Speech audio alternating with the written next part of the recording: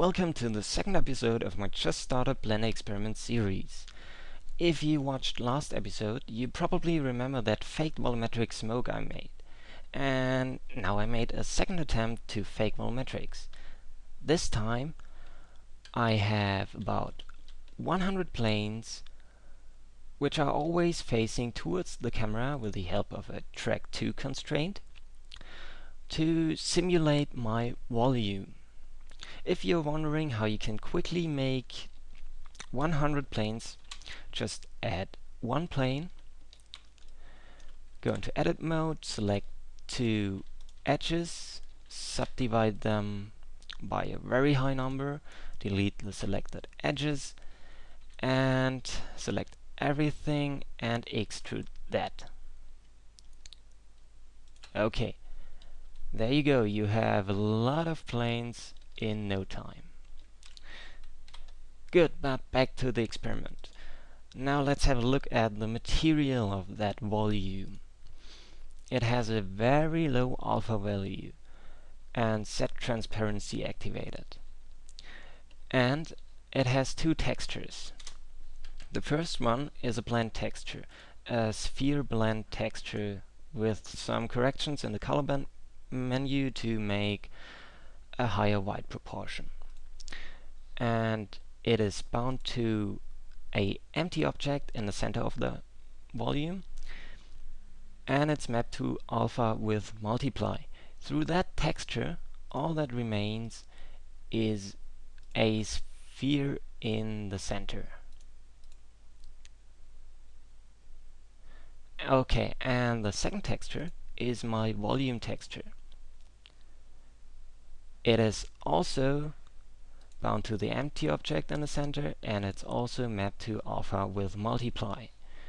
And it is some kind of sticky texture and with hard noise, and also some corrections in the color band menu.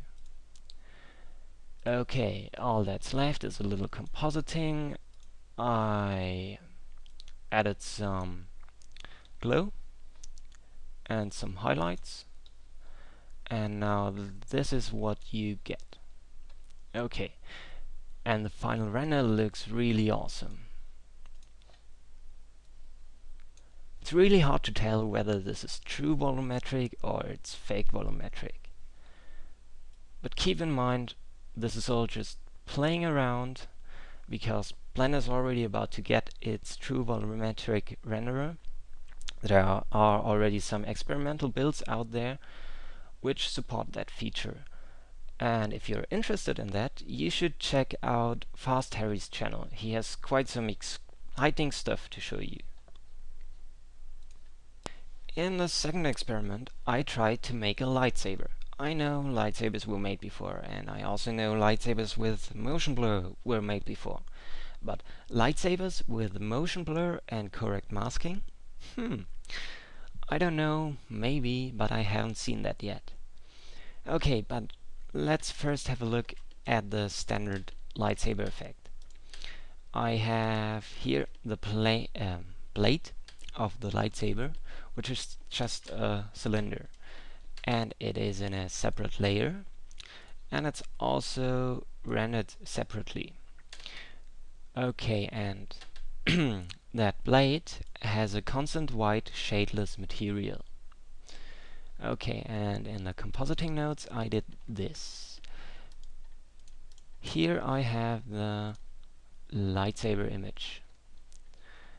I blurred it with a vector blur, which means nothing else than a motion blur. You need the image input, the set, and the speed vectors. I enhanced the speed vectors by adding them over themselves. This is just because you are limited in the blur factor with 2. Okay. And then I used the color ramp to make the whole thing white. Then I blurred this and used again a color ramp to make it brighter in the middle. Well, here comes the masking. I talk about that later. And then I choose the colors through a color ramp, and I also choose the alpha values to be 0 where the image is black, so that I can use an alpha over in the end to add this lightsaber over the main render layer. Here. Okay. Now let's have a look at the mask. I have this plane here. It is parented to the lightsaber object. And I also have this empty object here, which is also parented to the lightsaber. And that plane, no, first, that empty has a time offset of 1, which means it is at the location where the parent object was 1 frame earlier. Now the plane has a lock track constraint to that empty, which means that the plane rotates around this axis in the middle so that it always faces the empty with this side. Okay, and I use this as a mask. I render this plane and the plate in a third render layer. So at this point where I have this blurred white lightsaber image, I use a Z combine with the Z vectors of my mask and my original, my main render layer to turn everything into black, which is in the foreground. In the foreground means that the Z vectors, the Z values of the main render layer are lower than the Z values of the mask render layer, because the Z values are the depth of the picture. Okay, and in the final render it looks like this. It is not perfect, there are some problems with some frames, but I would say it's quite nice. Well, and there's also another way to achieve that effect, and this is my third experiment. I tried to fake that whole motion blur stuff. I have here an extruded curve circle, and I moved its vertices. One is down here, 2 are up here, and 1 is in the upper half. And this one has an empty hook, which is this one. And this empty and the curve circle are parented to the lightsaber. That empty has again a time offset, a very high one this time, and that curve circle has also that locked track constraint, and the whole thing now looks like this. Okay, and this makes masking a lot easier. All you need to do now is go to your Saber render layer and activate Alt Z, and everything which is in any other layer gets masked out completely automatically. Let's have a short look at the compositing.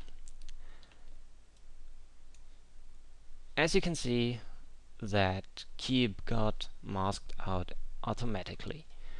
It's now also easier to have more than one lightsaber in your scene. You don't have to do any additional compositing work. Just blur that image of that shadeless colored lightsabers, and you need to have the lightsabers in white colors as well. You could use a color ramp to do that. I used the index object output to filter this whole thing out, and then you add that blurred colored thing over that slightly blurred white thing, and you have your lightsaber effect. Whoa! All you need to do in the end is to set the alpha values, and again to use a alpha over. That's it, and this looks now that way.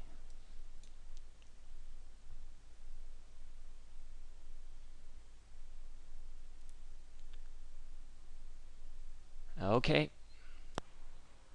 Damn it, time's up. So, see you in the next episode.